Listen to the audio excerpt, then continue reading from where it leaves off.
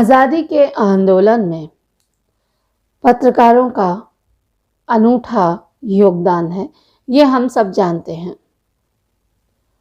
और क्रांतिकारियों की तरह बहुत से पत्रकारों ने दंड भोगे, यातनाएं भोगी और कई बार जोखिमों का सामना करते हुए, चुनौतियों का सामना करते हुए अपने पत्रकारिता कर्म को जारी रखा।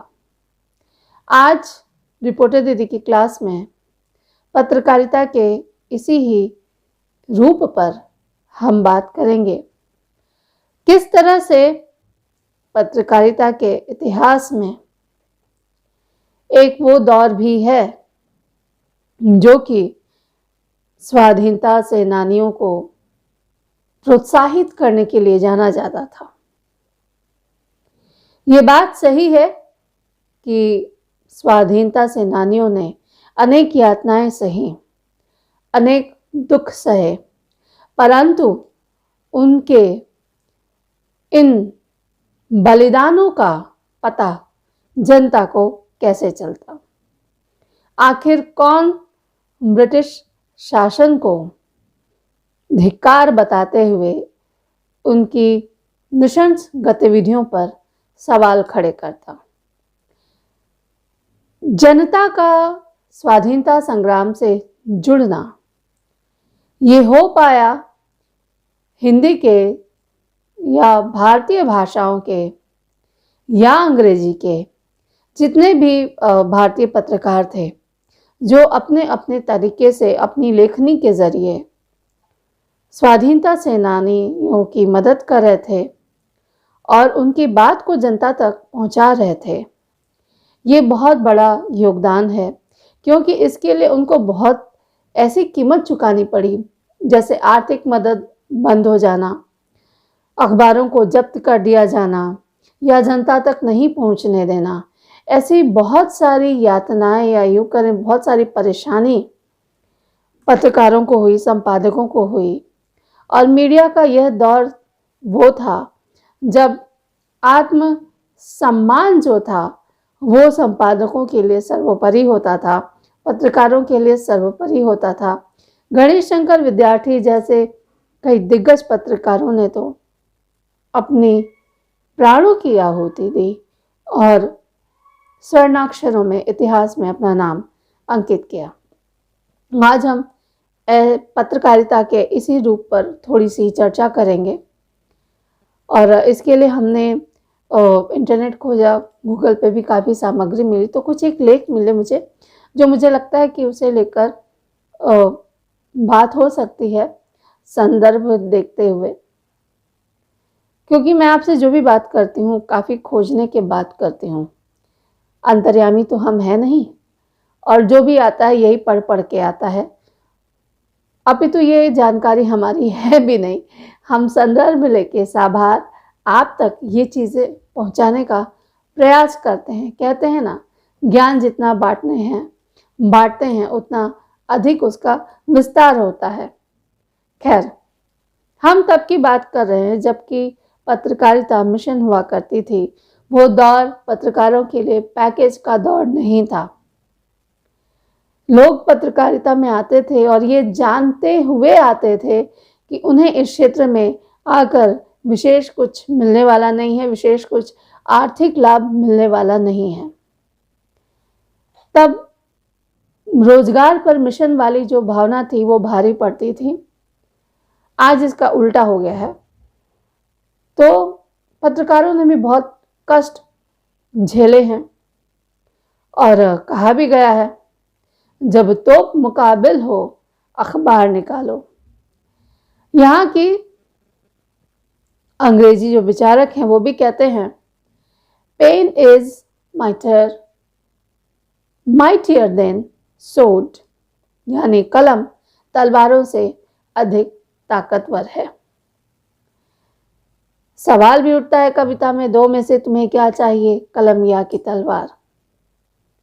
खैर, हम बात कर रहे थे पत्रकारों के बलिदान की, उनके संघर्षों की। तो ये चीज़ें तो 21 गजट से ही शुरू हो गई थी, जिसकी चर्चा हम आपसे पहले भी कर चुके हैं। अब हम बात आगे की करते हैं। सुभाष चंद्र बोस ने कहा था, तुम मुझे खून दो, मैं तुम्हें आज़ादी दूंगा। सुभाष बाबू की 125वीं जयंती अभी हमने मनाई और बंगाल में तब था युगांतर। युगांतर ने भी उनके इस स्वर में अपना स्वर मिलाया। राजा राम मोहन राय के बारे में भी हम काफ़ी बात कर चुके हैं, उनके संघर्ष की बात कर चुके हैं। स्वाधीनता संग्राम 1857 के दौरान दादा भाई नौरोजी ने राष्ट्रीय गुफ्तार का प्रकाशन कर राष्ट्र चेतना का प्रसार किया और तभी अजीमुल्ला खान के हिंदी उर्दू द्विभाषी पत्र निकले और उसमें पयामे आज़ादी का तो बहुत ज़्यादा नाम लिया जाता है। उसके संघर्षों के कारण, उसके मुखर स्वर के कारण, जिसे जब्त करके अंग्रेजों ने राष्ट्रद्रोह तक की सज़ा सुना दी। इसी साल दूरबीन, सुल्तान उल अखबार और समाचार सुधावर्षण का भी प्रकाशन हुआ और संपादकों पर उनके मुकदमा चलाकर जेल भेज दिया गया। ऐसा भी हुआ कि दरअसल देश का कोई कोना ऐसा नहीं था जहां पे स्वाधीनता आंदोलन की आग न जल रही हो, और यह आग जलाने में निश्चित रूप से पत्रकारिता ने एक बहुत महत्वपूर्ण भूमिका निभाई। बहुत सारे जो नेता थे वो खुद भी अखबार निकाल रहे थे, जैसे महात्मा गांधी ने यंग इंडिया निकाला, हरिजन निकाला, इंडियन ओपिनियन निकाला और संपादक रहे वे कुछ दिन उसमें। फिर मुंबई समाचार भी एक पत्र था। लाला हरदयाल का जो पत्र है गदर, और बाल गंगाधर तिलक का केसरी और मराठा, ये तो स्वाधीनता के स्वरों की जो गूंज है उसको और आगे बढ़ा रहा था। और अमेरिका में जब लाला हरदयाल को गिरफ्तार किया गया, उसके दौरान जब गदर का जो संपादन और प्रकाशन कर रहे थे पंडित रामचंद्र, उनकी तो अमेरिका की जेल में ही हत्या कर दी गई। वंदे मातरम प्रकाशित करने वाले अरविंद घोष, उनको जेल हुई। और तब उस समय कानून उतना नहीं था भारतीय पत्रों को लेकर, तो उस समय जो ब्रिटिश शासक थे, ब्रिटिश साम्राज्यवाद ने शिकंजा कसते हुए वर्नाक्यूलर प्रेस एक्ट विशेष रूप से भाषाई पत्रों के लिए लागू कर दिया। निश्चित रूप से यह हिंदी पत्रकारिता ही नहीं, भाषाई पत्रकारिता और संपादकों को दमन करने का एक हथियार था। लेकिन इस दमन का मुकाबला भी संपादकों ने खूब किया। अब बात करते हैं दक्षिण की, तो जहाँ वहाँ पे जी सुब्रमण्यम ने द हिंदू पत्र निकाला और तमिल में निकला स्वदेश मित्रन। उन्होंने इसका जो उपयोग है स्वाधीनता आंदोलन को आगे बढ़ाने के लिए किया, समाज सुधार और स्वदेशी भावना के विस्तार के लिए किया। तो हुआ ये कि 1908 में उनको भी राष्ट्रद्रोह के आरोप में जेल भेज दिया गया और मात्र 32 रुपए की लागत से शिशिर कुमार और उनके भाई मोतीलाल ने अमृत बाजार पत्रिका का प्रकाशन किया। इसमें भी अंग्रेजी शासन का खुलकर विरोध हुआ। फिर उस समय तिलक की गिरफ्तारी हुई और कश्मीर मुद्दे पर जो विभाजन था उस पर विरोध में, अंग्रेजी नीतियों के विरोध में अखबार ने खुलकर आवाज उठाई। इसी प्रकार स्वदेशाभिमानी, ये मलयालम का पत्र था, उसके संपादक थे के रामकृष्णन पिल्लई। उनको तिरुनेलवेली में नजरबंद कर दिया गया, समाचार पत्र जब्त कर लिया गया। महामना मदन मोहन मालवीय के बारे में हम सब जानते हैं, उन्होंने द लीडर पत्र आरंभ किया और ये भी अंग्रेजों के दमन का शिकार हुआ। जब एक समाचार पत्र उनका हिंदुस्तान टाइम्स जब बंदी के उस समय का जो था, जब बंद होने के कगार पर पहुंचा, तो इन्होंने 1924 में इसे बचाने के लिए 50,000 रुपए की धनराशि की व्यवस्था की। राजा रामपाल सिंह थे उस समय, उन्होंने हिंदुस्तान के संपादक के रूप में ऐतिहासिक योगदान दिया और निश्चित रूप से अंग्रेजों के नजर की किरकिरी भी बने। तो लगभग ऐसा था कि हर पत्रकार एक नेता के रूप में सामने आ रहा था और हर नेता एक पत्रकार बन गया था, चाहे वो महात्मा गांधी हो, चाहे वो भारतेंदु हो, चाहे वो रामानंद चैटर्जी हो जिन्होंने विशाल भारत निकाला। और भारतेंदु को तो हम जानते हैं कवि वचन सुधा और हरिश्चंद्र मैगजीन के रूप में इन्होंने सत्व निज भारत गहे का आह्वान किया और परिणाम स्वरूप इनको जो सरकारी मदद दी जाती थी वो बंद कर दी गई।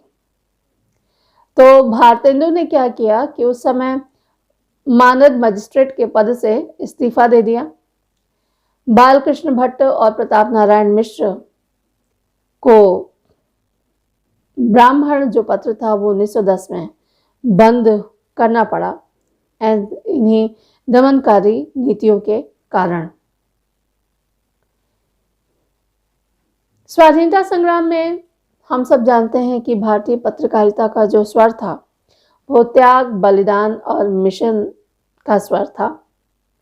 संपादकों को वेतन ना के बराबर मिलता था और एक ऐसा भी था कि लोग जब विज्ञापन देते थे तो उन विज्ञापनों में लिखा था सब आवश्यकता है साप्ताहिक पत्र के लिए संपादक की योग्यता, देशाभिमान और जेल जाने के लिए सन्नद्ध, वेतन 2 रोटी पानी और पत्र के लिए कोई भी अन्य आवश्यक कार्य मानदेय अपेक्षित नहीं होगा। आज जो पैकेज का दौर है उसमें अगर आप ऐसी पंक्तियां लिख दें तो फिर आपको तो पागल ही समझा जाएगा, लेकिन ये उस समय जुनून का दौर था। स्वाधीनता एकमात्र लक्ष्य थी। संघर्ष, शोषण, दबाव हर एक पत्र और पत्रकार को झेलना पड़ा। इस पर हम विस्तार में बात करेंगे, एक एक पत्र को लेकर बात करेंगे। आज तो हम समग्रता से बात कर रहे हैं कि किस तरह से भारतीय पत्रकारिता ने स्वाधीनता के दौरान उन्हीं दमनकारी नीतियों का सामना किया जिनसे हमारे सेनानी जूझ रहे थे। गांधी जी के असहयोग आंदोलन और भारत छोड़ो आंदोलन, चाहे सविनय अवज्ञा आंदोलन, इनको जनता तक ले जाने में पत्रों की बड़ी महत्वपूर्ण भूमिका रही। 1920 में प्रकाशित हुआ आज और संसार के जो संपादक थे उसमें पत्रकार बाबूराव विष्णु पराड़कर और पंडित कमलापति त्रिपाठी, अनेकों जेल यातनाएं उनको भोगनी पड़ी, झेलनी पड़ी।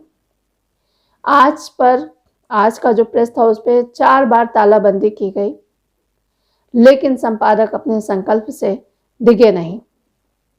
पराड़कर जी खुद कई बार जेल गए, कमलापति जी भी जेल गए। तो ये जो दौर था ये एक जुनून का दौर था। उस समय एक रणभेरी पत्र था जिससे अंग्रेजी जो शासक थे वो पूरी तरह घबरा गए थे।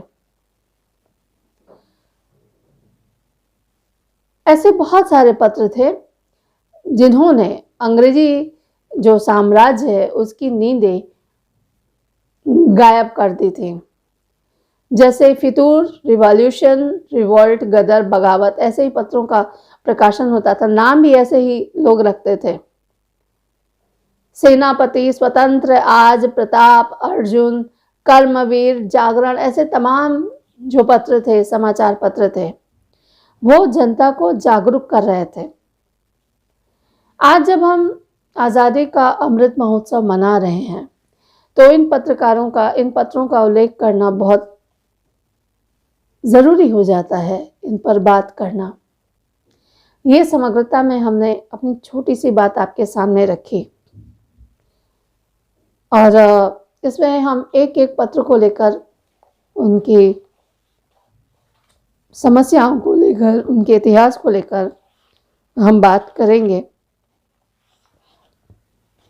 किस तरह से उन्होंने संघर्ष किया। आपके पास अगर इस तरह की कोई भी जानकारी हो तो कृपया हमसे साझा करें, या कोई ऐसी किताब हो जो कि इसके बारे में बात करती हो, तो हम इस पे ज़रूर बात करेंगे। तो आज के लिए ये जो कक्षा है हम छोटी ही रखेंगे और फिर अगली बार नई कक्षा के साथ आपके सामने हम उपस्थित होंगे। तब तक के लिए अपना ध्यान रखिए, खूब पढ़िए, खूब लिखिए, क्योंकि किताबें ही हमें गलत विचारों के दलदल से निकालती हैं और सृजन का सूर्य हाथ में रखती हैं। अपना ध्यान रखिएगा। नमस्कार।